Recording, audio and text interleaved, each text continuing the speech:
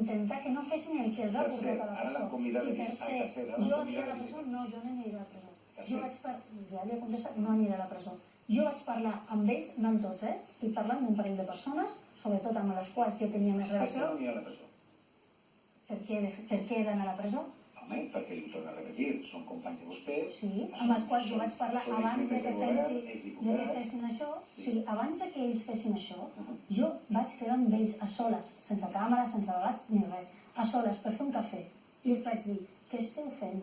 No us deixeu portar per la gent que us està dient fem-ho quan la gent que us estaven dient això no s'estaven jugant res. Per tant, ja li he contestat a les tres coses. No hi aniré, ja vaig parlar amb ells per intentar que no acabessin on ha acabat perquè estaven a punt de fer coses que ells sabien que els importarien allà i primer, i més principal, no accepto lliçons de més humanitat o menys en funció de si un lliurement decideix anar o no anar.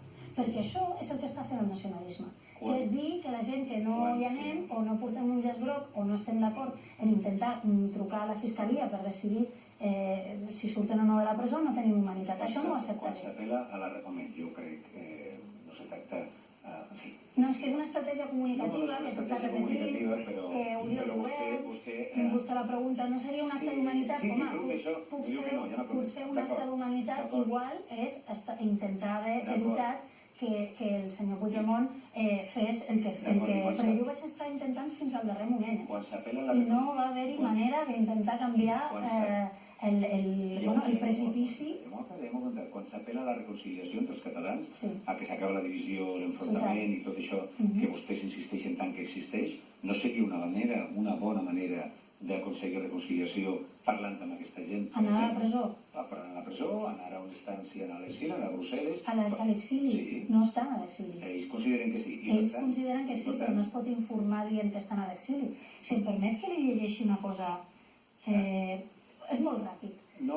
És molt ràpid, però si em permet que és molt ràpid. És que a TV3 es diu cada dia que estan a l'exili, i això no és cert. Sí. Al TV3 es diu cada dia exiliats, i això no és cert. Per què? Perquè la resolució, primer, no hi ha cap país d'Europa que els hagi considerat com a exiliat. Cap institució de la Unió Europea que els hagi considerat així. I per acabar, una frase és molt ràpid. La sentència que denegava l'extradició del senyor Puigdemont pel delicte de rebel·lió, que sí que l'aprovava per malversació, però molts delictes molt greus, diu: no puede denegarse la entrega de Puigdemont por el hecho de que el reclamador se considere objeto de una persecución política. Punto. No existe tal persecución. Fora bo que la televisió pública de Catalunya no informés... No dic que, evidentment, ja si cada dia es diu, però si cada dia es diu a TV3 que estan exiliats, s'està ocultant una realitat. Una realitat no es pot assumir. Jo entenc que ells diguin que estan exiliats. És un discurs i és un relat il·legítim. O que vingui aquí gent a opinar que consideren que estan exiliats. Això és legítim. Ara, que la televisió pública de tots els catalans digui cada dia que són exiliats és fora absolutament del que és la imparcialitat. Ara parlarem, si vols, del que és imparcialitat en la televisió pública de Catalunya, però abans d'arribar allà, perquè seran els últims minuts, el temps passa de manera inclement. Sí, no hi ha manera. Abans d'això jo diré, si vol mirem el diccionari, que vol dir que sigui, i a partir d'ahir parlem. Si vol mirem una sentència judicial, si vol mirem el diccionari de la Real Acadèmia Espanyola, o mirem el diccionari...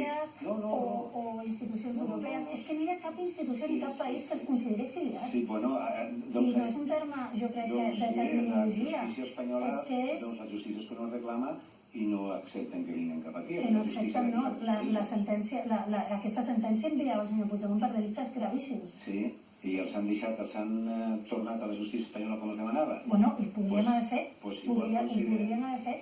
però el que passa és que la decisió judicial de deixar de demanar l'extradició va fer que el senyor Puigdemont no vingui. Però en qualsevol casos, vostè no podem debatre jurídicament, però que la televisió pública es refereixi cada dia amb aquests senyors com a exiliats és una part de la maquinària de conceptes nacionalistes, i a mi em fa molta pena que la televisió de tots els catalans contribueixi a dir que aquests senyors són exiliats a l'hora d'informar, no a l'hora d'opinar, que d'opinar, evidentment, hi ha molta gent al carrer que ho pensa i aquí ho podria explicar. També pensa vostè, per tant, que Televisió Catalunya menteix, com va dir l'Albert Rivera l'altre dia en aquest plató? Jo crec que es menteixen moltes vegades, es diuen moltes mentides aquí.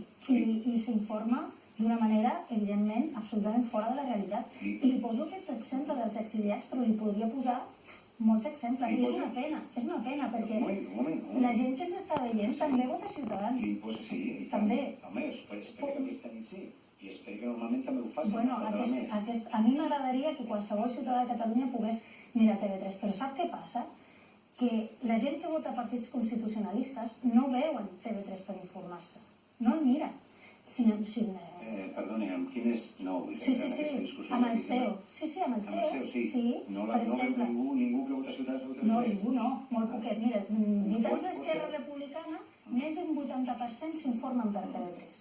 Votants de Ciutadans no arriben ni al 10%. I votants d'altres partits constitucionalistes no arriben ni al 20% en els millors dels casos.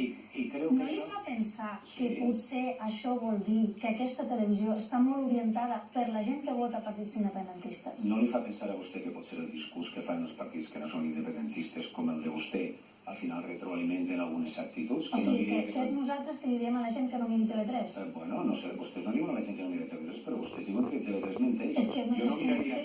Mirem una mentida? Sí. Pues mira, Marina, que tenim un tuit aquí...